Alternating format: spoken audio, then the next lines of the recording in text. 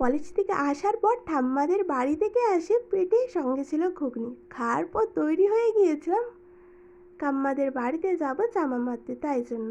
আর এই সাইডে ছিল আমার জামার সঙ্গে ছিল পয়সা, যেখানে ছিল 5 টাকা আর ছিল জামাটা।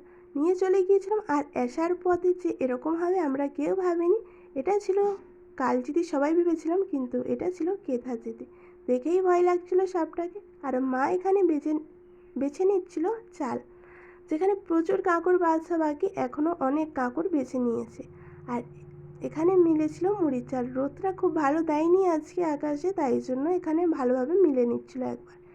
আর আমি খেয়ে নিচ্ছিলাম এখানে মাজা, যেটা খুব একটা আমার ভালো লাগে না, তো একটু খাওয়ার পরে আমি রেখে দিচ্ছিলাম। আর রাত্রের খাবারে ছিল মুড়ি।